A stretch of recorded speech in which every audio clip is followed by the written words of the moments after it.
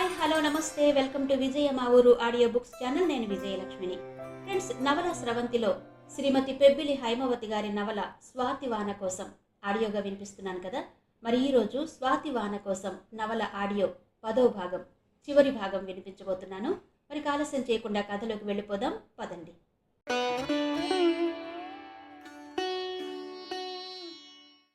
శశికిరణ్ ఇంటికి రావడంతోనే ఏమందన్నయ్య హారిక, వస్తానందా బెంగుళూరు అని అడిగింది రమ్య ఆత్రంగా.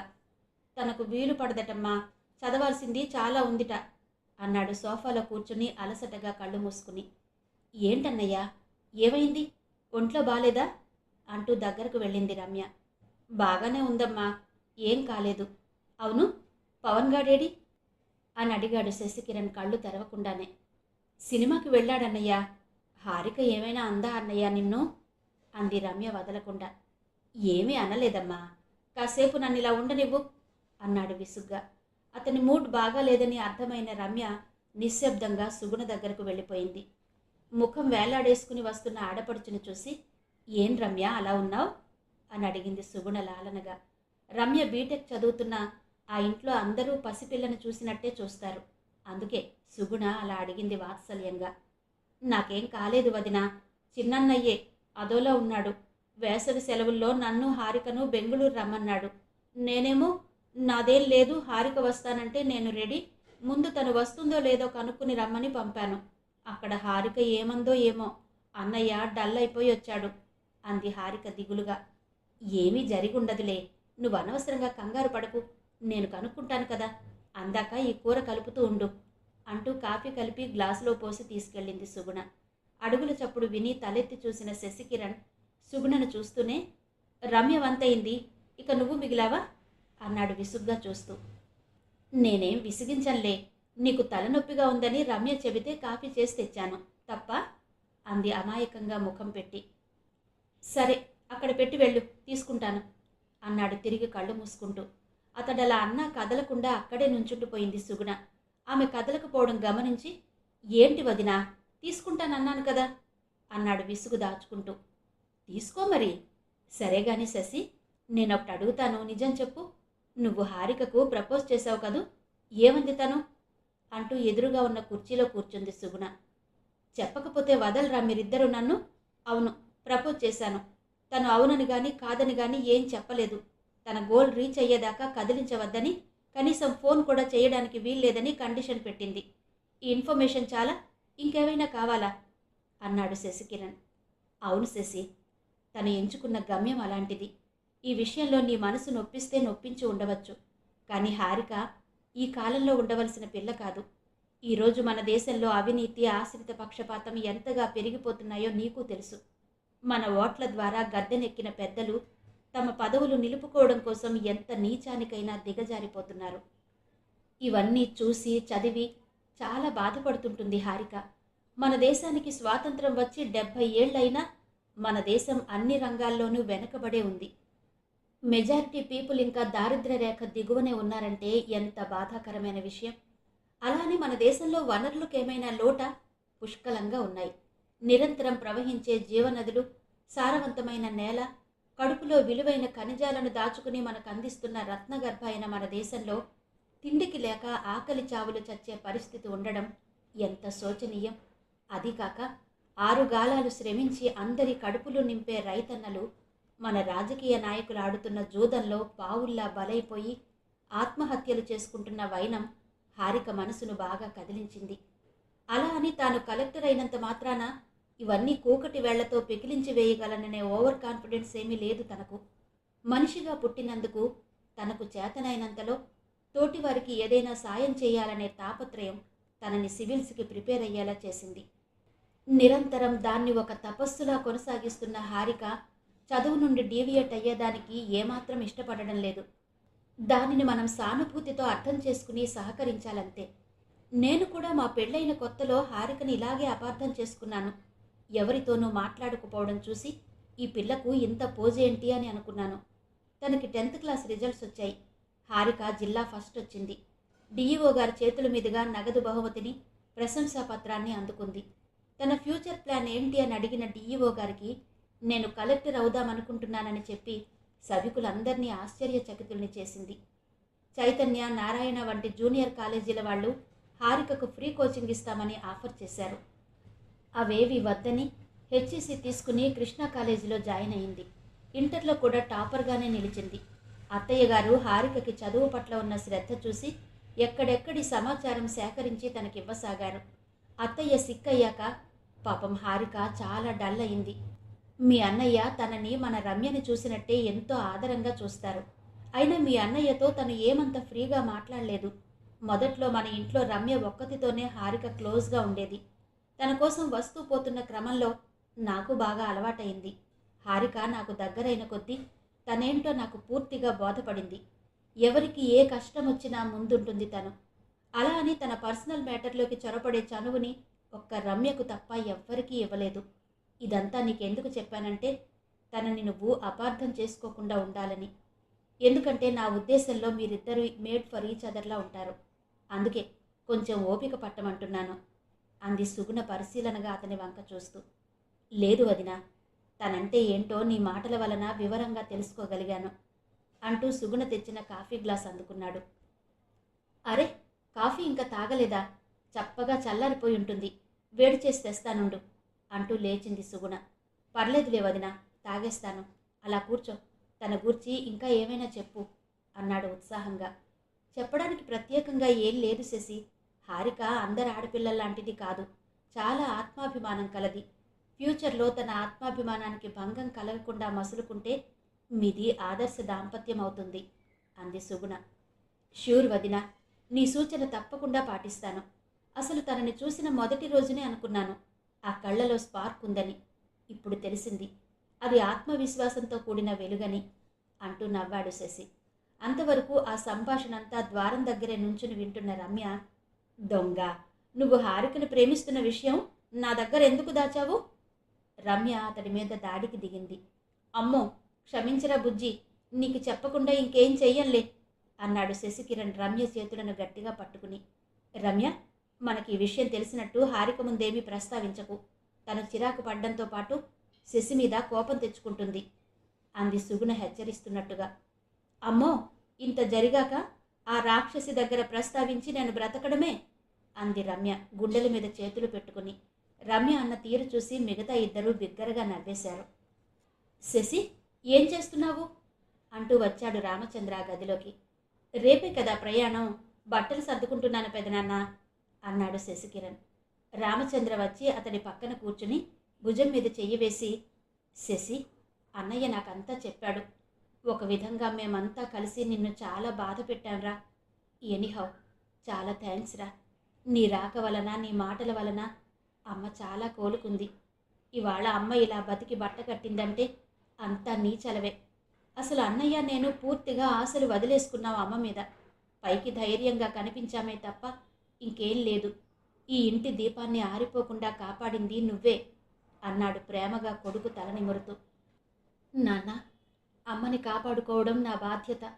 దానికి థ్యాంక్స్ ఎందుకు నాన్న అంటూ రామచంద్ర గుండెల్లో ఒదిగిపోతూ, ఎందుకు చేశారు నాన్న ఇలా? మీ నుండి నన్ను ఎందుకు దూరం చేశారు? కళ్ళెదుట కన్న తల్లిదండ్రులైన మీరిద్దరూ కనిపిస్తూనే ఉన్నా నోరారా అమ్మా నాన్న అని పిలవలేకపోయాను. కనిపించని సంకెళ్ళు నన్ను బంధించి అశక్తుణ్ణి చేశాయి. నాకు అన్నయ్య, చెల్లి ఉన్నారు. నేను ఒంటరిని కాను అని బహిరంగంగా చెప్పుకోలేని పరిస్థితి కల్పించారు. మొన్న అమ్మకి ఆపరేషన్ అయినాడు మీరంతా ఒకరితో ఒకరు మీ సంతోషాన్ని, బాధని పంచుకున్నారు. నేనెవరితో పంచుకోవాలో తెలియలేదు నాన్న. నాలో నేను ఎంత ఏడ్చానో మీకెలా చెబితే అర్థమవుతుంది? డాడీ నాతో మొదటిసారి ఈ నిజం చెప్పినప్పుడు వాళ్ళు నా తల్లిదండ్రులు కాదనే విషయాన్ని విని తట్టుకోలేకపోయాను. నన్ను మీ నుంచి దూరం చేయకండని డాడీని పట్టుకుని ఏడ్చేశాను. మీ మీద నాకే ఫీలింగ్ కలగడం లేదని చెప్పాను. కానీ ఇక్కడికి వచ్చాక, అమ్మ ముఖంలో జాలువారే మమతాను రాగాలను చూశాక నేనేం పోగొట్టుకున్నానో నాకు అర్థమైంది నాన్న. అమ్మని అమ్మ అని పిలవకుండా ఉండడానికి నన్ను నేను ఎంత కంట్రోల్ చేసుకున్నానో తెలుసా? ఎందుకంటే ఆ పిలుపు అలవాటైతే మార్చుకోవడం కష్టమని. ఆ పైన ఈ నిజం నాకు తెలిసిపోయిందని మా మమ్మీకి తెలిస్తే ఖచ్చితంగా తన గుండె ఆగిపోతుంది. ఇలా ఇద్దరు తల్లుల ప్రేమ మధ్య ఉక్కిరి బిక్కిరి అయిపోతున్నాను నాన్న. ఒకరికి న్యాయం చేయబోయి మరొకరికి అన్యాయం చేస్తానేమోనని భయం వేస్తోంది. ఎందుకు నాన్న నన్ను ఇలాంటి ధర్మ సంకటంలో పడేశారు? చిన్నపిల్లాడిలా ఏడుస్తున్న కొడుకును ఎలా ఓదార్చాలో తెలియలేదు రామచంద్రకు. ఊరుకో నాన్న, ఏడవకు. నువ్వలా ఏడిస్తే నేను తట్టుకోలేనురా. బాచి ఎవరు? నా ప్రాణంలో ప్రాణం. వాడికి వచ్చిన కష్టం మామూలుది కాదు. నువ్వెక్కడున్నా మా బిడ్డవు అన్న భావనతోనే మీ అమ్మను ఒప్పించి ఇలా ఇచ్చినందుకు నేనెప్పుడూ బాధపడలేదు. నువ్వు బాధపడకు. ఎందుకంటే మనమంతా ఒకటే. నిన్నిచ్చినందుకు మొదట్లో మీ మమ్మీ మాతో బాగానే ఉండేది. కానీ రాను రాను ఈ నిజాన్ని నీకు చెప్పేస్తామేమోనని భయంతో దూరంగా తొలగిపోయింది. ముఖ్యంగా హారికను నీకిచ్చి పెళ్లి చేస్తే మేమంతా ఒకటైపోయి తాను ఒంటరి అయిపోతాననే అభద్రతా భావం కుటుంబాన్ని ఈ దశకు చేర్చింది. అమ్మ అనారోగ్యం ఒక విధంగా మంచే చేసింది. ఈరోజు మనందరం ఒకటయ్యేలా చేసింది. కానీ ఒక్క మాట, పెళ్లి విషయంలో మీ మమ్మీ అభీష్టానికి వ్యతిరేకంగా ఏమీ చెయ్యకు. ఆమెను నొప్పించకుండా ఒప్పించి నీ పని సానుకూలం చేసుకో అన్నాడు రామచంద్ర సలహా ఇస్తున్నట్టుగా. నాకు తెలుసు నాన్న, మమ్మీని కష్టపెట్టే పని ఏదీ నేను చెయ్యను అంటూ తనివి తీరనట్టుగా తండ్రిని మళ్ళీ కౌగలించుకున్నాడు. ఆప్యాయంగా కొడుకు నుదుట ముద్దు పెట్టుకున్నాడు రామచంద్ర. పుట్టిన తర్వాత మొదటిసారి కన్న తండ్రిని అలా గాఢంగా కౌగలించుకోవడం వింత అనుభూతిని కలిగించింది శశికిరణ్కి. దాని నుండి బయటపడేందుకు ఇష్టం లేనట్టుగా అలాగే ఉండిపోయాడు. అరే నాన్న, లే, ఏంటిది చిన్నపిల్లాడ్లా అంటూ కొడుకుని బలవంతాన తన నుండి విడిపించాడు రామచంద్ర. ఆ మధురానుభూతి అతడిని వదలలేదు. తండ్రి అక్కడి నుంచి వెళ్ళిపోయాక కూడా ఏ పని చెయ్యడానికి తోచనట్టుగా అలా కూర్చుండిపోయాడు శశికిరణ్. మరోసారి హాస్పిటల్కి వెళ్ళి తల్లికి అనేక జాగ్రత్తలు చెప్పి భారమైన మనసుతో ఇంటికొచ్చేశాడు. రవి అతడి ఫీలింగ్స్ని అర్థం చేసుకున్నట్టుగా చెయ్యి నొక్కాడు ఓదార్పుగా. అమ్మ జాగ్రత్త అన్నయ్యా అన్నాడు శశికిరణ్ కళ్ళ నీళ్లతో. అలాగే, నువ్వు బాధపడుకురా, నేనున్నాను కదా, అన్నీ చూసుకుంటాను. నువ్విలా ఉంటే నాకేం బాగాలేదు అన్నాడు రవి. తమ్ముడి కంట్లో నీరు అతడి కళ్ళను చెమ్మగిల్లేలా చేసింది. శశికిరణ్ ప్రశాంత్కి బెంగుళూరు వెళ్తున్నాడని తెలిసి స్టేషన్కి వెళ్ళి సెండాఫ్ ఇచ్చి వద్దామా అనుకుంది హారిక. మళ్ళీ అంతలోనే అలా వెళ్ళి అతడి మనసులో లేనిపోని ఆశలు కల్పించడం ఎందుకని ఊరుకుంది. అది కాక స్టేషన్కి భాస్కర్ కమల వస్తే తాను స్టేషన్కి వెళ్లడం లేనిపోని అనుమానాలకు చర్చలకు తావిస్తుందని మెదలకుండా ఊరుకుంది హారిక. శశికిరణ్కి పవన్కి సెండాఫ్ ఇచ్చేందుకు కమల, భాస్కర్, రవి, రమ్యలు స్టేషన్కి వెళ్లారు. కొడుకు ట్రైన్ ఎక్కే వరకు జాగ్రత్తలు చెప్తూనే ఉంది కమల. ట్రైన్ కదిలి కనుమరుగయ్యే వరకు కమల అలా చేతులు ఊపుతూనే ఉంది. చాలు పద, ట్రైన్ వెళ్ళి చాలాసేపు అయింది అన్నాడు భాస్కర్ నవ్వుతూ. తల్లి మనసు పడే ఆరాటం మీ మగాళ్లకు అర్థం కాదులేండి, అందుకే అలా నవ్వుతున్నారు అంది కమల చిరుకోపంగా. ఆపరేషన్ అయిన వారం రోజుల తర్వాత జానకిని హాస్పిటల్ నుండి డిశ్చార్జ్ చేశారు. జానకి ఇంటికి వచ్చాక ఇల్లంతా ఆనందోత్సాహాలతో నిండిపోయింది. రవికి ఆ రోజు ఒక పండగలా అనిపించింది. ఎంత కంగారు పెట్టేశాన్రా నిన్ను, నా కోసం నిద్రాహారాలు మాని ఎంత తల్లడిల్లిపోయావో కదా. చూడు, కళ్ళు ఎంత లోతుకుపోయి ముఖమంతా ఎలా పీక్కుపోయిందో అంది జానకి రవిని పట్టుకుని. అదేం లేదమ్మా, నువ్వు మాకు దక్కావు, అంతే చాలు. సమయానికి పిన్ని, బాబాయ్, తమ్ముడు వచ్చి కొండంత అండగా నిలిచి ఈ కష్టాన్ని గట్టెక్కించారు అన్నాడు రవి కృతజ్ఞతగా వారిద్దరి వంక చూస్తూ. అవునరా, వాళ్ళ రాకతో మన ఇంటికి కొత్త కళ వచ్చింది అన్నాడు రామచంద్ర. అలా పొగిడి నన్ను వేరు చెయ్యకన్నయ్యా, మనందరం ఒకరి కోసం ఒకరుగా ఎప్పుడూ ఉందాము అన్నాడు భాస్కర్ ప్రేమగా రామచంద్ర వంక చూస్తూ. చాలు బాచి, ఈ ఆనందం ఇలాగే శాశ్వతంగా ఉండిపోతే చాలనిపిస్తుంది నాకు అంది జానకి. ఉండకుండా ఏమవుతుందక్క, ఎప్పుడూ బెంగుళూరు నుండి మేము రావడమే గాని మీరొక్కసారి బయలుదేరి రాలేదు. రవి పెళ్ళయ్యాక సుగుణను తీసుకురమ్మని ఎన్నోసార్లు అడిగాను, అయినా బయలుదేరలేదు. ఈసారి అలా జరగనివ్వను. నీ ఆరోగ్యం కుదుట పడ్డాక మీరంతా కలిసి అక్కడకు రావాల్సిందే అంది కమల శాసిస్తున్నట్టుగా. చూద్దాంలే అమ్మా అంది జానకి నవ్వేస్తూ. అలా అంటే ఈసారి ఊరుకునేది లేదక్క. ఇదిగో సుగుణ, ఇలారా. రవికి, రమ్యకు మేలో సెలవులు ఎలాగూ ఉంటాయి. వేసవిలో బెంగుళూరు చాలా చల్లగా బాగుంటుంది. అందరినీ బయలుదేరదీసి తీసుకొచ్చే బాధ్యత నీదే అంది కమల. భార్యకి ఆగ్రహం వచ్చినా అనుగ్రహం వచ్చినా పట్టలేమని భాస్కర్కి బాగానే తెలుసు. తన మనసు మారిపోకముందే అన్నగారితో ప్రయాణం గురించి అవుననిపిస్తే సరిపోతుందనుకున్నాడు. అవునన్నయ్య, కమల చెప్పినట్టు మీరంతా బయలుదేరి రావాల్సిందే. వదిన ట్రైన్లో జర్నీ చేయలేదనుకుంటే ఎయిర్ టికెట్స్ బుక్ చేద్దాం అన్నాడు భాస్కర్. ఒరే, నీకేమైనా మతిపోయిందేంట్రా? ఎయిర్ టికెట్స్ అంటే ఎంత ఖర్చో ఆలోచించావా అన్నాడు రామచంద్ర మందలింపుగా. అవును బాబాయ్, ఎందుకు అనవసరంగా అంత ఖర్చు? ఇంకా 2 నెలల టైం ఉందిగా. అప్పటికి అమ్మ కోలుకోకపోతే అమ్మని నాన్నని ఫ్లైట్లో పంపించి మేమంతా ట్రైన్లో వస్తాంలే అన్నాడు రవి. అయితే మీ ప్రయాణం కన్ఫర్మ్ అయినట్టే కదా అంది కమల ఉత్సాహంగా. నువ్వు ఆర్డర్ పాస్ చేశాక తిరిగేముందిగా అంది జానకి. అందరూ హాయిగా నవ్వేశారు జానకి మాటలు విని. మర్నాడు భాస్కర్, కమల బయలుదేరారు బెంగుళూరు. రవి కమలకు భాస్కర్కు బట్టలు తీసుకొచ్చి సుగుణతో బొట్టు పెట్టి ఇప్పించాడు. ఎందుకురా రవి ఇప్పుడు ఈ ఫార్మాలిటీస్ అన్నీను అన్నాడు భాస్కర్ మందలిస్తున్నట్టుగా.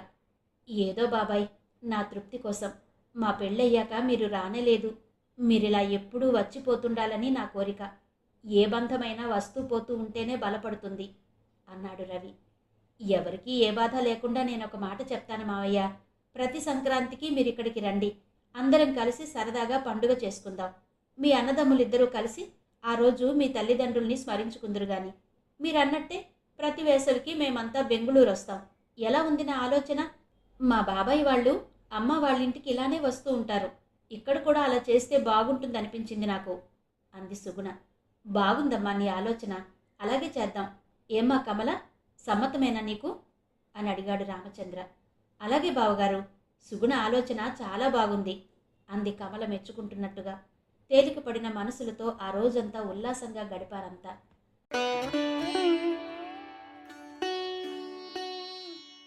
విశాఖపట్నం నుండి వచ్చాక రొటీన్లో పడిపోయారు భాస్కర్, కమలలు. ఎప్పటికప్పుడు ఫోన్ చేసి జానకి సమాచారాలు తెలుసుకోసాగారు. శశికిరణ్ ప్రతిరోజు ఫోన్ చేసి జానకితో 5 నిమిషాలు మాట్లాడేవాడు. ఆ తర్వాత వీలును బట్టి కుటుంబ సభ్యులతో మాట్లాడేవాడు. పవన్ ఎంబీఏలో చేరేందుకు 2 నెలల వ్యవధి ఉంది కనుక ఈలోగా ఖాళీగా ఉంచడం ఎందుకని కంప్యూటర్ కోర్సులో జాయిన్ చేశారు. అతడికి కూడా ఈ కొత్త జీవితం ఎంతో ఉత్సాహాన్ని, ఉత్తేజాన్ని ఇచ్చింది. మేనల్లుడి జీవితం గాడిలో పడినందుకు కమల ఎంతో సంతోషించింది.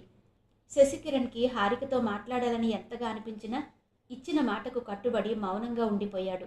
మనసులో హారిక మెదిలినప్పుడల్లా 1000 వసంతాలు విరిసినట్టుగా అనిపించేది అతడికి.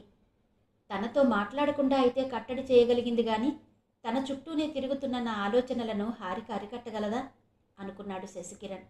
రంగురంగుల సీతాకోక చిలుకల అతడి ఊహలు స్వేచ్ఛగా రెక్కలు విప్పుకుని విహరించసాగాయి.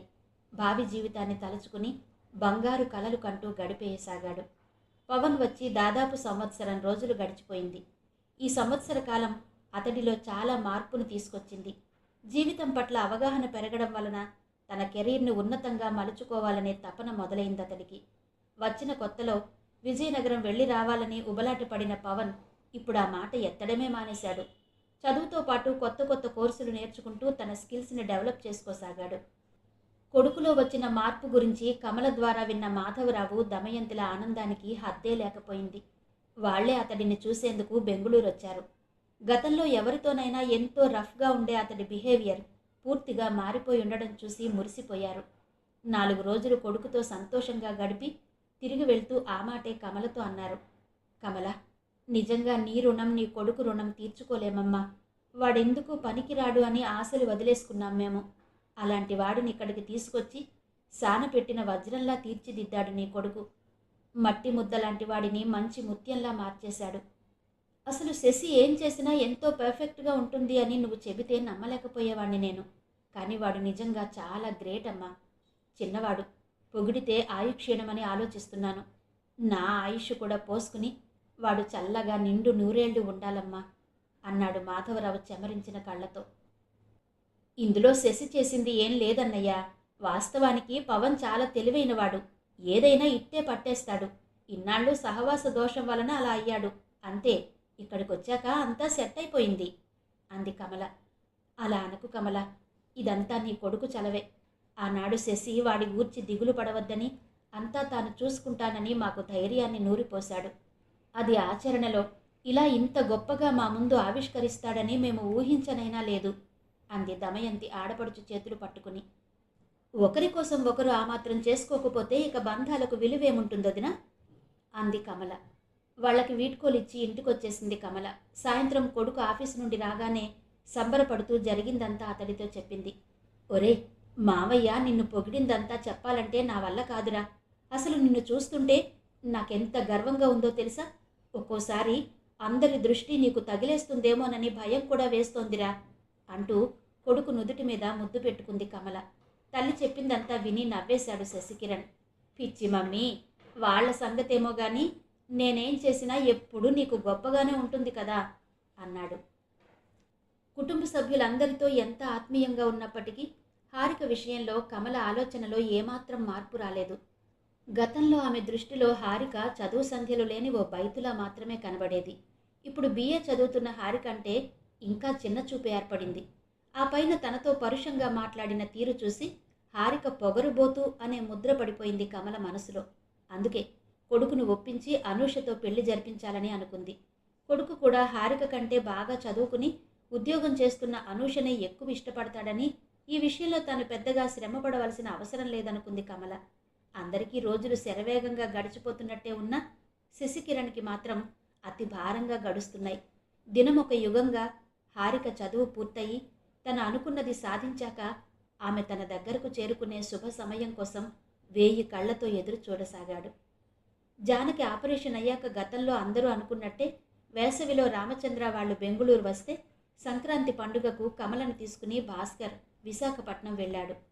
అక్కడికి వెళితే హారికను చూడకుండా ఉండడం సాధ్యం కాదని, అలా వెళితే ఆమెకు తానిచ్చిన మాటను నిలబెట్టుకున్నట్టు అవదని అనుకున్నాడు శశికిరణ్. అందుకే ఆఫీసులో బిజీ వర్క్ ఉందని చెప్పి విశాఖపట్నం వెళ్లడం మానుకున్నాడు. వేసవిలో చిన్న కొడుకుతో ఆనందంగా గడపడం, ఆ పైన కమల చూపించే ఆత్మీయత వలన చిన్న కొడుకు సంక్రాంతి పండుగకు తమ దగ్గరకు రాలేదనే ఆలోచనే రాలేదు జానకి మనసులోకి. పవన్ని పట్టుబట్టి బెంగుళూరు తీసుకొచ్చినందుకు అందరూ కోరుకున్న విధంగానే అతడు ఆ సంవత్సరం MBA పాస్ అయ్యి ఉద్యోగాల వేటలో పడ్డాడు. శశికిరణ్కి పెళ్లి చేసేయాలనే ఆలోచన కలిగింది కమలకి, భాస్కర్కి. కొడుకు తన మాట ఎప్పుడూ కాదనడని కమలకి ఎంతో నమ్మకం. అయితే శశికిరణ్ హారికను ఇష్టపడుతున్న విషయం విశాఖపట్నం వెళ్లిన కొత్తలోనే గ్రహించాడు భాస్కర్.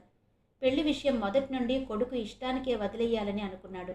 ఇప్పుడు హారికను కొడుకు ఇష్టపడడం గ్రహించాక తన చిన్ననాటి స్నేహితుడితో బాంధవ్యం కలవబోతున్నందుకు సంతోషంగానే ఉందతడికి. కానీ ఈ విషయం తెలిసాక భార్య ఎలా స్పందిస్తుందో అనే భయం లేకపోలేదు. కానీ అక్కడ విశాఖపట్నంలో కుటుంబ సభ్యులతో కమల ఆత్మీయంగా మెలిగిన తీరు చూశాక ఏమూలో చిన్న ఆశ కలిగింది భాస్కర్కి, కమల కాదనదని. అందుకే ఆ రోజు ఒక ప్రయత్నం చేసి చూద్దామనుకున్నాడు. భార్య మంచి మూడ్లో ఉండగా విషయం కదిపాడు. అది విన్న వెంటనే, ఎన్నిసార్లు చెప్పాలండి మీకు ఈ విషయంలో నా నిర్ణయం మారదని? అయినా శశి హారికను చేసుకుంటాడని ఎలా అనుకుంటున్నారండి మీరు? మనవాడు సాఫ్ట్వేర్ ఇంజనీర్, తనేమో బోడి BA. ఇద్దరికీ లింక్ ఎలా కుదురుతుందండి? ఆలోచనకైనా ఓ అర్థం ఉండాలి అంది కమల కోపంగా. అది కాదు కమల, మనం గతంలో వదినకు మాటిచ్చాం, అది వృధా కావలసిందేనా? మనం ఇలా మాట తప్పిన వాళ్లలా మిగిలిపోవడం నాకేం బాగుండదు. నా సంగతి సరే, ఈ మాట వింటే వదిన ఎంత బాధపడుతుంది అన్నాడు భాస్కర్. మీ వదిన బాధపడుతుందని చేద్దామంటారా? అయితే ఆ అమ్మాయిని శశికి చేస్తే నేనింకా బాధపడతాను. నేను బాధపడినా పర్వాలేదా అంది కమల తీవ్రంగా చూస్తూ. ఎందుకు కమల వాడి పెళ్లి విషయంలో మనం ఇలా వాగ్వాదాలతో మనసు పాడు చేసుకోవడం? వదిన బాధపడుతుందని అన్నానే గాని తననే చెయ్యాలని నేనేం పట్టుబట్టడం లేదు. ఈ విషయంలో తుది నిర్ణయం శశికే వదిలేద్దాం. వాడికి ఎలా ఇష్టమైతే అలా చేద్దాం అన్నాడు భాస్కర్ రాజీగా. అలా అన్నారు బాగుంది, వాడికి ఇష్టం లేకుండా నేను మాత్రం ఎలా చేస్తానంటాను అంది కమల. మనసులో మాత్రం తన కొడుకు తన అభిప్రాయానికే ఓటు వేస్తాడని బలంగా అనుకుంది. వాళ్ళలా మాటల్లో ఉండగానే శశికిరణ్ రానే వచ్చాడింటికి. ఏంటి హాట్గా చర్చించుకుంటున్నారు అన్నాడు వస్తూనే. ఏం లేదురా, నీ పెళ్లి గురించే మాట్లాడుకుంటున్నాం. మీ డాడీ తన చిన్ననాటి స్నేహితుడు ఆ హరిప్రసాద్ కూతురు హారికను చేద్దామంటారు. నేనేమో మా ఫ్రెండ్ కూతురు అనూష్ అయితే నీకు బాగా సూట్ అవుతుంది అంటున్నాను. నీ అభిప్రాయం చెప్పు అంది కమల. ఈ ఇద్దరూ తప్ప ఇంకే చాయిస్ లేదన్నమాట నాకు. నా ఫ్రెండ్స్ అందరూ డజన్ల కొద్దీ అమ్మాయిలను చూసి ఎవరో ఒకరిని సెలెక్ట్ చేసుకుంటుంటే నాకు ఈ ఇద్దరితోనే సరిపెట్టేస్తారా అన్నాడు అల్లరిగా నవ్వుతూ. వేళాకోళం చాలు గాని సీరియస్గా చెప్పరా, ఎవరిని చేసుకుంటావో అంది కమల ఆదుర్దాగా. సరే అయితే, అనూష నాకు వద్దు మమ్మీ. లాస్ట్ మంత్ నువ్వు వైరల్ ఫీవర్తో బాధపడుతూ హాస్పిటల్లో అడ్మిట్ అయ్యావు, గుర్తుందా? రాత్రిపూట లేడీస్ని తప్ప జెంట్స్ని ఉండనివ్వరక్కడ. ఆ 2 రోజులు నీకు సాయంగా నీ ఫ్రెండ్ని కానీ అనుషను కానీ ఉండమని నేను డాడీ ఎంత రిక్వెస్ట్ చేశాం. నువ్వంటే కొంచెం కూడా కన్సర్న్ లేకుండా ఇంట్లో బంధువులున్నారు, రాలేమని చెప్పేశారు. చివరికి డాడీ కొలీగ్ వాళ్ళ అమ్మగారిని అంత వయసు పైబడిన ఆవిడని ఉంచాల్సి వచ్చింది. అదే నా స్నేహం అంటే? ఉత్తప్పుడు నాకు అది కావాలి ఇది కావాలి అంటూ నీతో చేయించుకుని అనూష లొట్టలేసుకుంటూ తినేది. అవసరానికి మాత్రం ఆదుకోలేని ఆ స్నేహం ఎందుకు మమ్మీ? అలాంటి అమ్మాయి రేపు ముసలితనంలో నీకేదైనా అయితే బాధ్యతగా చూస్తుందా? అన్నాడు శశికిరణ్ కోపంగా. బాగుందిరా, నాకు ముసలితనంలో సేవ చేసేందుక నీకు పెళ్లి చేసేది? అనూషకు నీకు ఈడు జోడుగా ఉంటుంది, మీ ఇద్దరికీ కంపేటబిలిటీ బాగుంటుందని నా ఉద్దేశం అంది కమల నచ్చ చెబుతున్నట్టుగా. ఏంటి మమ్మీ కంపేటబిలిటీ? ఎంబీఏ చేసి నెలకి 40,000 50,000 సంపాదించడమేనా? డాడీ చెప్పినట్టు ఆ హారికైతే మనకు అన్ని విధాలా సరిపోతుంది అన్నాడు శశికిరణ్ తాపీగా. ఆ మాట వింటూనే పక్కలో బాంబు పడినట్టుగా అదిరిపడింది కమల. తాను ఇన్నాళ్ళు ఏదైతే జరగకూడదనుకుందో అదే జరగబోతోందా? తోటికోడలి ఆపరేషన్కి వెళ్ళినప్పుడు వాళ్ళంతా కలిసి తన కొడుక్కి బ్రెయిన్ వాష్ చేసేశారా ఏంటి అనుకుంది భయంగా కళ్ళు పెద్దవి చేసి చూస్తూ. ఏంట్రా నువ్వంటున్నది? ఎక్కడా దొరకనట్టు ఆ హారికను చేసుకుంటావా? ఎందులో సరిపోతుందిరా నీకు తను? అంది కమల కోపాన్ని తొక్కిపట్టి. ఎందులో సరిపోదో ముందు నువ్వు చెప్పు మమ్మీ, తర్వాత నేను చెప్తాను అన్నాడు కూల్గా. అనూష ఎంబీఏ చదివింది, నాగరికతగా ఈ సిటీ కల్చర్కి తగినట్టుగా ఉంటుంది, అందరితో సోషల్గా మూవ్ అవుతుంది. ఈ క్వాలిటీస్ ఏవైనా హారికకు ఉన్నాయా చెప్పు? నువ్వు హారికను చేసుకుంటే మీ కోడలు ఏం చదివింది అంటే నేనేం చెప్పాలి? బిఏ అని చెబితే నవ్వరా? ఈ రోజుల్లో అంట్లు తోముకునే అప్పలమ్మలు కూడా ప్రైవేటుగా చదివి బిఏ పట్టా తీసుకుంటున్నారు. అది కూడా ఓ చదివేనంటావా? అంది కమల ఏసడింపుగా. బిఏ అని చెప్పుకునేందుకు నామోషి అయితే ఐఏఎస్ అని చెప్పు మమ్మీ అన్నాడు తాపిగా.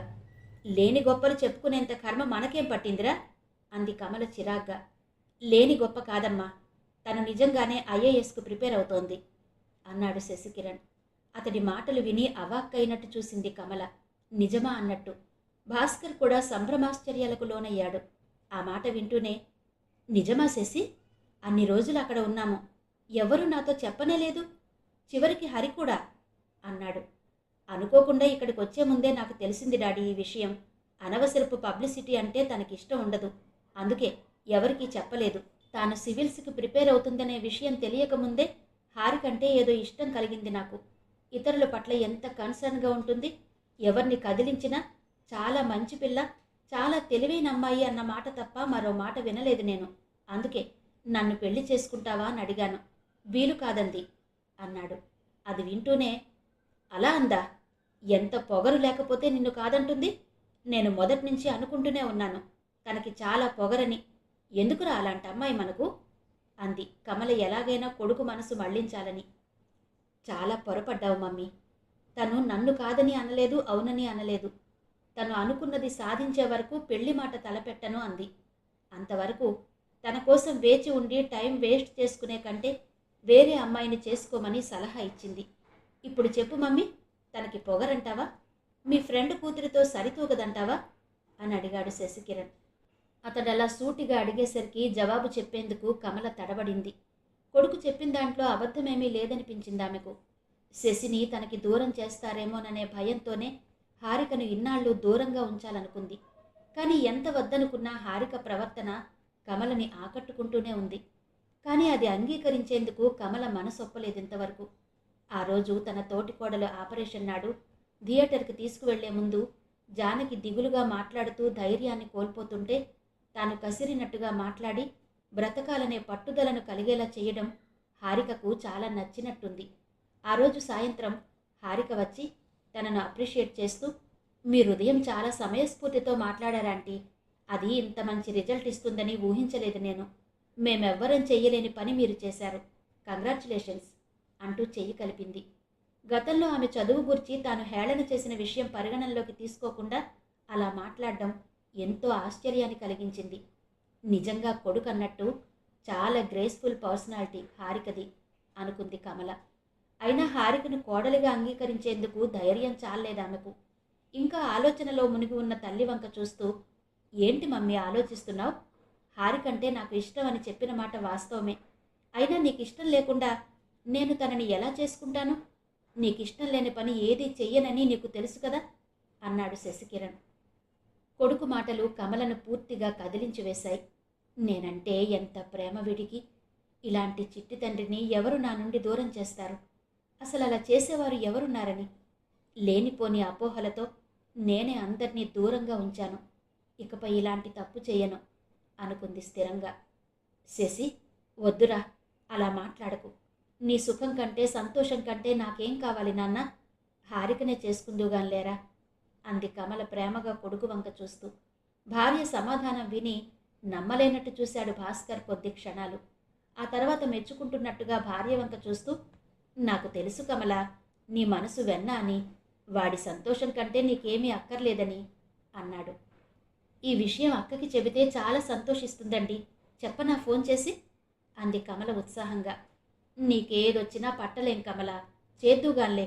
ముందు ఈ సంతోష సమయాన్ని సెలబ్రేట్ చేసుకుందాం పదండి ఎక్కడికైనా అన్నాడు భాస్కర్ హుషారుగా. ఏం వద్దు డాడీ, మమ్మీ బొబ్బట్లు బాగా చేస్తుంది. రాత్రికి అన్నం మానేసి అవే చేసేయి మమ్మీ అన్నాడు శశికిరణ్ ఉత్సాహంగా. బొబ్బట్లయితే నాకంటే మీ పెద్దమ్మ బాగా చేస్తుందిరా. ఈసారి అక్కడికి వెళ్ళినప్పుడు మీ పెద్దమ్మతో చేయించుకు తిను. అయినా ఇదేం అన్యాయంరా, నీకింత మంచి గిఫ్ట్నిస్తే నన్ను ఇలా శ్రమ పెట్టి అవి ఇవి చేయించుకుని తింటావా అంది కమల ఆట పట్టిస్తున్నట్టుగా. ఏ, కొడుకు కోసం ఆ మాత్రం చేయలేవేంటి? సరే, ఏం చేస్తాం, పదండి బయటికే పోదాం అన్నాడు శశికిరణ్ నీరసపడినట్టుగా ముఖం పెట్టి. ఒరే బాబు, అంత సీన్ చెయ్యకు గాని చప్పున తయారై రండి, ఎటైనా వెళ్దాం అన్నాడు భాస్కర్ హుషారుగా. అతడికి తన ప్రియమిత్రుడితో వియ్యమందబోతున్నందుకు ఎంతో ఆనందంగా ఉంది. సముద్ర కెరటాల్లా ఆనందం ఎగిసి పడుతోంది అతని మనసులో. తన ఆనందాన్ని వెంటనే హరిప్రసాద్తో పంచుకోవాలని మనసు ఆరాటపడుతున్నా భార్య కొడుకు కలిసి తనని అల్లరి పెట్టేస్తారని భయపడ్డాడు. ముగ్గురు కలిసి రెస్టారెంట్కి వెళ్ళి స్వీట్స్ తిని సెలబ్రేట్ చేసుకున్నారు. మనం ఏదైనా జ్యువెలరీ షాప్కి వెళ్ళి అమ్మాయికి ఏదైనా గిఫ్ట్ కొందామండి అంది కమల. ఇప్పటి నుండి ఇవన్నీ ఎందుకు మమ్మీ, తను ఓకే అన్నాక చూద్దాంలే అన్నాడు శశికిరణ్. తను తప్పక ఓకే అంటుందిరా, నా బంగారు తండ్రివి నువ్వు. ఎవరు కాదంటారు నిన్ను? చెప్పు, నిన్ను పెళ్ళాడాలంటే పెట్టి పుట్టాలెవరైనా అంది కమల ధీమాగా. కాకి పిల్ల కాకికి ముద్దని నేను నీ కంటికి ఎప్పుడూ గొప్పగానే కనిపిస్తాను, కానీ ఆ అమ్మాయికి నచ్చవద్దా నేను అన్నాడు శశికిరణ్. అబ్బా, ఎంత చెత్త పోలిక తెచ్చావురా. అయినా హారిక చదువు కోసమే కదా ప్రస్తుతానికి నిన్ను కాదన్నది, అంతే తప్ప నువ్వంటే ఇష్టం లేదు అనలేదు కదా. నాకు తెలిసినంతవరకు నిన్ను కాదనదు హారిక అంది కమల నమ్మకంగా చూస్తూ. మమ్మీ, హారిక గురించి ఇంత అవగాహన ఉన్నదానివి ఎందుకు మమ్మీ తననంత వ్యతిరేకించావు అని అడిగాడు శశికిరణ్. శశి, అవన్నీ అడిగి నన్ను ఇబ్బంది పెట్టకురా. Lake of confidence. అన్నీ తెలుసని మహా గర్వం నాకు, కానీ మనుషుల మంచితనాన్ని అర్థం చేసుకోవడంలో పూర్తిగా విఫలమయ్యాను నేను. ప్రేమను పెంచుకున్న కొద్దీ పెరుగుతుందన్న చిన్న సత్యాన్ని విస్మరించాను. చిన్నవాడివి, నీకున్న అవగాహన నాకు లేకపోయింది. దానివల్ల ఇన్నాళ్ళు చాలా మిస్ అయ్యాను అంది కమల నిజాయితీగా తన తప్పును తాను ఒప్పుకుంటూ. సారీ మమ్మీ, అనవసరంగా నిన్ను నొప్పించాను. కానీ కొన్ని అలా జరిగిపోతూ ఉంటాయి. నీ మనసు ఎలాంటిదో నాకు తెలుసు. ఇంకెప్పుడు నిన్ను ఇబ్బంది పెట్టే ప్రశ్నలు వెయ్యంలే. అది సరే, ఇంతకీ ఏం బహుమతి కొనబోతున్నావు కోడలికి అన్నాడు శశికిరణ్ మాట మారుస్తూ. మంచి డైమండ్ రింగ్ ఏదైనా కొందాం అంది కమల. ఉంగరాలు ఎంగేజ్మెంట్ కొంటే బాగుంటుందేమో అన్నాడు భాస్కర్. సరే అయితే ఇయర్ రింగ్స్ కొందాం అంది కమల.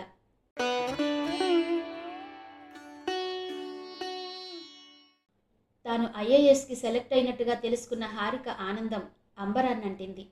అమ్మా, ఐ గాట్ ఇట్ అంటూ చేతిలోని కవర్ ఎత్తి గాల్లో ఆడిస్తూ ఇందిరను పట్టుకుని గిర్రున తిప్పేసింది. నిజంగానా బంగారు అంటూ కూతుర్ని ముద్దులతో ముంచెత్తింది ఇందిర.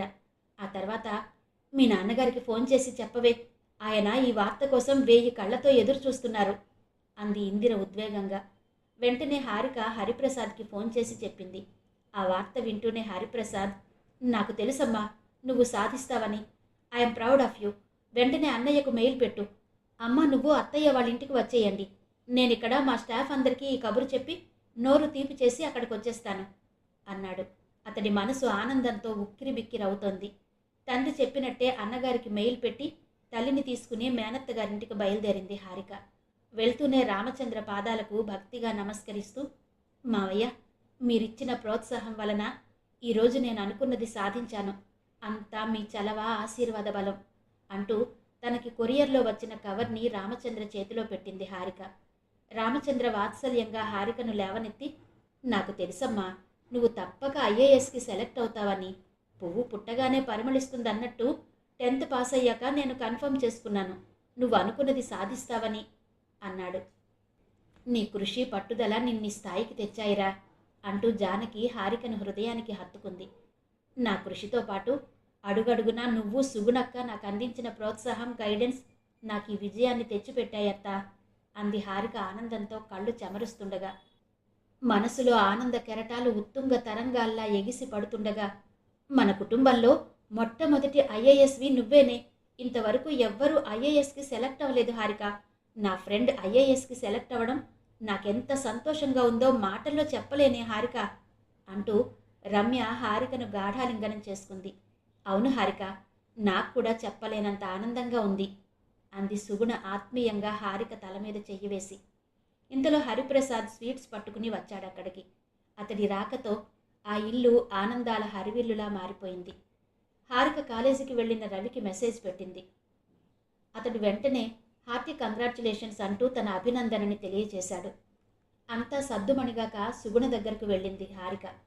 అక్క, నువ్వేమీ అనుకోనంటే నిన్నొకటి అడుగుతాను అంది సందేహంగా చూస్తూ. ఏంటమ్మా అది అంది సుగుణ చేస్తున్న పని ఆపి హారిక వంక ఆసక్తిగా చూస్తూ. ఏం లేదు, శశిబావ సెల్ నెంబర్ నీ దగ్గరుంటే ఇస్తావని అంది హారిక మొహమాటంగా చూస్తూ. వాళ్ళిద్దరి మధ్య నడిచిందంతా సుగుణకు తెలుసు కనుక కాసేపు హారికను ఆట పట్టించాలనిపించింది ఆమెకు. అతడి నెంబర్ ఎందుకమ్మా నీకు? అయినా రమ్యను అడగకపోయావా ఇచ్చేది అంది సుగుణ ఏమీ తెలియనట్టు. అదో కోతి, గోరంత దాన్ని కొండంత చేసి అల్లరి పెట్టేస్తుంది నన్ను అంది బిడియంగా. ఏమీ లేకపోతే ఎందుకింత ఆరాటం? ఈ వార్త ఎలాగో మామయ్య గారు చెప్తారు కదా వాళ్ళకి, ప్రత్యేకంగా శశికి ఎందుకమ్మా చెప్పడం నువ్వు అంది సుగుణ అమాయకంగా ముఖం పెట్టి. ఊరికేలేమ్మా, ఎందుకిన్ని యక్ష ప్రశ్నలు వేస్తావు? నీ దగ్గరుంటే ఇవ్వు, లేకపోతే లేదు అంది హారిక చిరుకోపంగా. ఇక ఏడిపించడం అనవసరం అనుకున్న సుగుణ అతని నెంబర్ చెప్పి, ఎందుకో నాకు తెలుసులే అంది అల్లరిగా నవ్వుతూ. తెలిస్తే మనసులో దాచుకోవచ్చు కదా, ఎవరైనా చెల్లెల్నిలా అల్లరి పెడతారా అంది హారిక ముఖమంతా కందిపోతుండగా.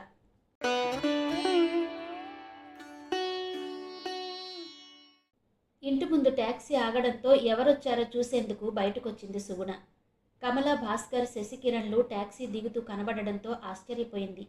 రండి రండి అంటూ సంభ్రమంగా వారి చేతుల్లోని సామానందుకుని లోపలికి దారితీసింది. కోడలి వెనుక వస్తున్న మరిదిని, తోటి కోడల్ని, చిన్న కొడుకుని చూసి జానకి కూడా ఆశ్చర్యపోయింది. కుశల ప్రశ్నలయ్యాక పిచ్చాపాటిలో పడ్డారంతా. కమల జానకితో ఈ సంతోష వార్త ఎప్పుడెప్పుడు చెప్పేస్తానా అని ఆత్రంగా ఎదురు చూస్తోంది. హారిక నుండి గ్రీన్ సిగ్నల్ వచ్చేదాకా ఎవ్వరికీ ఏమీ చెప్పొద్దని కట్టడి చేయడంతో ఆగిపోయింది. తన సంతోషానికి బ్రేకులు పడ్డట్టుగా. జానకి వాళ్లతో మాట్లాడుతూనే మరిదిగారి కుటుంబం అకాల ఆగమనానికి కారణం ఊహించే ప్రయత్నం చేసింది. కానీ సాధ్యం కాలేదు. శశికిరణ్ మెల్లగా వంటింట్లో పనిచేసుకుంటున్న సుగుణ దగ్గరకు వెళ్ళాడు. ఏంటి వదినా సంగతులు అంటూ. ఏముంటాయి శశి, అంతా మామూలే అంది సుగుణ. నేనెవరి గురించి అడుగుతున్నానో నీకు తెలుసు, అయినా నువ్వు చెప్పడం లేదు అన్నాడు కినుకగా. అంత కోపం ఎందుకు బాబు నీకు? వెళ్ళి 2 ఏళ్ల పైన అయింది. ఎన్నోసార్లు మాతో మాట్లాడావు, ఒక్కసారైనా తన పేరెత్తావా? ఇప్పుడు కావలసి వచ్చిందా తనాజా అంది సుగుణ సాధింపుగా. నేనేం చెయ్యను, తనే నాకు ఆంక్షలు విధించింది కదా, ఏ విధంగానూ తనని డిస్టర్బ్ చేయొద్దని అన్నాడు శశికిరణ్ నిష్ఠూరంగా. సరే, నువ్వు సంతోషపడే విషయం ఒకటి చెప్పనా అంటూ అతడి ముఖం వంక ఆనందంగా చూస్తూ, హారిక ఐఏఎస్కి సెలెక్ట్ అయింది అంది సుగుణ. నిజంగానా? మరి ఈ సంగతి నాతో చెప్పలేదు? చూసావా, తను గోల్ రీచ్ అవ్వాలనే కదా నన్ను దూరంగా ఉంచింది. అనుకున్నది సాధించాక కూడా నా గురించి ఆలోచించలేదు అన్నాడు గాయపడినట్టుగా చూస్తూ. నేను చెప్తాననే అన్నాను, హారికే వద్దంది, తనే నీకు స్వయంగా చెప్తుందట అంది సుగుణ. ఎప్పుడు? ఊరందరికీ తెలిసాక ఆఖరణ నాకు చెప్తుందటనా అన్నాడు అలిగినట్టుగా చూస్తూ. ముందు నీకు చెప్పడమే న్యాయం, కానీ నీ నెంబరు తన దగ్గర లేదుగా. మీరొచ్చే ముందే ఇక్కడికొచ్చి నీ నెంబర్ అడిగి తీసుకుంది. ఇప్పుడో ఇంకాసేపట్లోనో నీకు ఫోన్ వస్తుంది చూడు అంది సుగుణ. ఆమె మాట పూర్తి కాకుండానే శశికిరణ్ సెల్ రింగ్ అయింది. రింగ్ అవుతున్న ఫోన్ వంక అపురూపంగా చూస్తూ టాక్ బటన్ నొక్కాడు. హలో బావా, ఎక్కడున్నావు? నీకోసం ఎంతసేపటి నుండి ట్రై చేస్తున్నానో తెలుసా? ఇంతసేపటికి లైన్ కలిసింది అంది హారిక. ఆమె గొంతులో దాచినా దాగని ఆనందం. ఏంటి సంగతి? తలవని తలంపుగా నాకు ఫోన్ చేశావు? రాత్రి ఏమైనా కలలోకి వచ్చి అల్లరి పెట్టానా నేను? కలలోకి కూడా రావద్దని హెచ్చరించడానికి ఫోన్ చేశావా అన్నాడు శశికిరణ్ అల్లరిగా నవ్వుతూ. హారిక గొంతులో చిందులేసే ఆనందం అతడికి చెప్పకనే చెబుతోంది ఆమె మనసేంటో. అందుకే అలా అడిగాడు, ఏం తెలియనట్టుగా. నువ్వేం కలలోకి రాలేదు గాని నా కల నిజమైంది బావా. ఐ గాట్ ఇట్ అంది హారిక ఎక్సైటింగ్గా. అయితే ఏంటట? కలెక్టర్ గారికి చాలా రోజుల క్రితం పెట్టుకున్న అర్జీ సంగతి ఏమైందో తెలియాలి కదా నాకు అన్నాడు అల్లరిగా. అది తెలియాలంటే బుద్ధు నువ్వు ఇక్కడికి రావాలి అంది హారిక ఆర్డర్ జారీ చేస్తున్నట్టు. సరే, ఏం చేస్తాను? రాక చస్తానా అంటూ ఫోన్ కట్ చేసి సుగుణ వంక బొటన వేలెత్తి ఎట్లాస్ట్ ఐ గాట్ అంటూ హుషారుగా హాల్లోకి వచ్చాడు. వెలిగిపోతున్న కొడుకు ముఖం వంక ఆశ్చర్యంగా చూస్తూ ఏంటన్నట్టుగా కళ్ళతోనే ప్రశ్నించింది కమల. నువ్వు ప్రొసీడ్ అయిపో మమ్మీ అంటూ సిగ్గుపడుతున్నట్టుగా వీధిలోకి నడిచాడు శశికిరణ్. రామచంద్ర, జానకి ప్రశ్నార్థకంగా కమల వంక చూశారు. విషయం అర్థమైన భాస్కర్ ముసిముసిగా నవ్వాడు. అలా నవ్వుతున్న భాస్కర్ వంక కమల వంక అర్థం కానట్టుగా చూశారు భార్యాభర్తలిద్దరూ. అక్క, 25 ఏళ్ల నాడు శశిని నాకిస్తున్నప్పుడు మీకు నేనొక వాగ్దానం చేశాను కదా, అది ఈరోజు నెరవేర్చుకునేందుకు వచ్చానక్క. హరి అన్నయ్యతో మాట్లాడి ముహూర్తాలు పెట్టించేయండి. అంతేకాదు, ఇన్నాళ్ళు శశి నా ఒక్కదానికే స్వంతం అన్నట్టు ప్రవర్తించి మీ ఇద్దరి మనసులను చాలా గాయపరిచాను. బావగారు, నన్ను క్షమించండి. ఈ రోజు నుండి వాడు మన నలుగురికి బిడ్డే. వాడే కాదు, రవి, రమ్య ముగ్గురు మన బిడ్డలేనక్క అంటూ జానకి పాదాల మీద వాలిపోయింది కమల. జానకి కమలను లేవనెత్తి కళ్ళు తుడిచి హృదయానికి హత్తుకుంది. ఆ దృశ్యాన్ని చూసిన అందరి మనసులు ఆనంద తరంగితమయ్యాయి. ఈవేళ ఎంత మంచి సుదినం, ఒకదాని తర్వాత ఒకటి అన్నీ శుభాలే అనుకుంది జానకి. శశికిరణ్తో మాట్లాడాక ఎంతో తేలిక పడినట్టయింది హారిక మనసు. తన ఫోన్ కాల్ అందుకున్న వెంటనే అతడు ఆఘమేఘాల మీద బెంగుళూరు నుండి ఇక్కడికి వచ్చేస్తాడు అనుకుంది. వచ్చాక ఏం చెప్పాలి, ఎలా చెప్పాలి అని మనసులోనే రిహార్సల్స్ వేసుకోసాగింది. పాపం, ఇన్నాళ్ళు అతన్ని ఎంత కష్టపెట్టాను. నా మాటకు కట్టుబడి నన్ను కలిసే ప్రయత్నమే మానుకున్నాడు. కనీసం ఫోన్ కోసం కూడా ట్రై చేయలేదు. ఎంత నిబద్ధత అతడికి! నేను ఎస్ అని చెబితే అతడి ముఖంలో కదలాడే భావాలు ఎలా ఉంటాయో చూడాలి. వెళ్తూ వెళ్తూ ఏమన్నాడు? నా జవాబు కోసం, స్వాతివాన కోసం ఎదురు చూసే ముత్యపు చిప్పలా ఎదురు చూస్తానని కదా అన్నాడు. బావ ఇంతకాలం నన్ను చూడకుండా, నాతో మాట్లాడకుండా ఎలా ఉన్నాడో తెలియదు గాని అతడి కోసం ఈ ఒక్కరోజు ఎదురు చూడాలంటే ఇంత కష్టంగా అనిపిస్తోందేంటి నాకు అనుకుంది హారిక. మధురమైన ఊహలు మనసుని గిలిగింతలు పెడుతుంటే శశికిరణ్ తనతో మాట్లాడిన ప్రతి మాట మననం చేసుకుంటూ మురిసిపోసాగింది హారిక.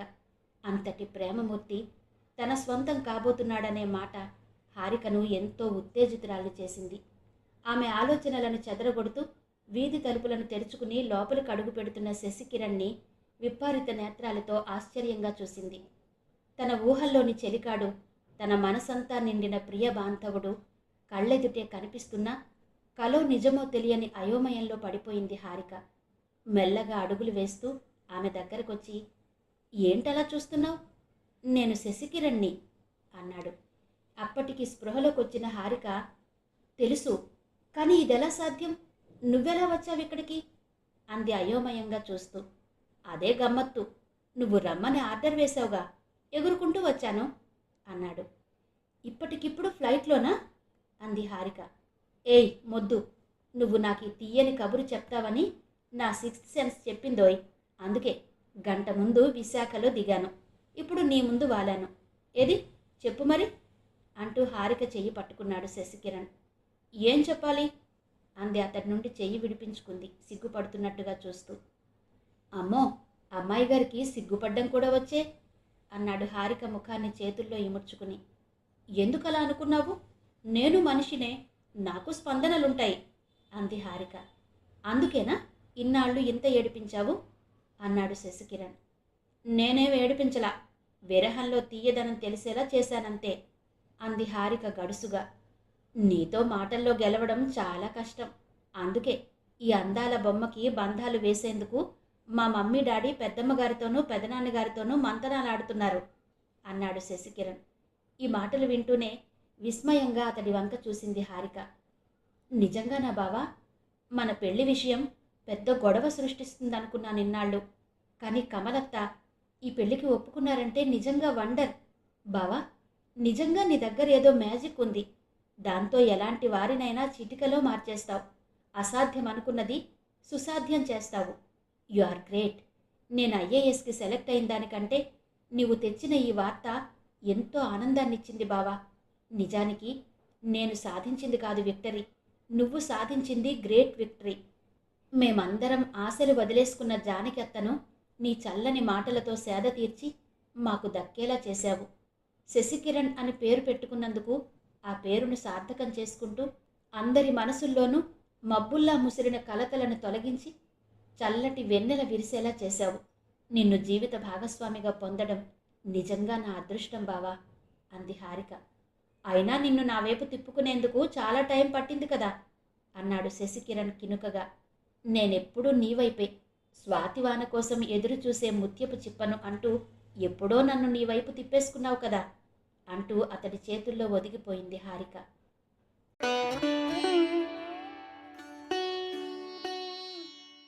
అదండి శ్రీమతి పెబ్బిలి హైమవతి గారి స్వాతివాన కోసం నవల ఆడియో. మరి ఈ నవల మీకు నచ్చిందని అనుకుంటున్నాను. ఈ నవల మీద, ఆడియో మీద మీ అభిప్రాయాలు తప్పకుండా తెలియజేస్తారు కదా. మరో చక్కటి నవలతో మళ్ళీ మీ ముందుకు వస్తాను. అంతవరకు సెలవు. నమస్తే.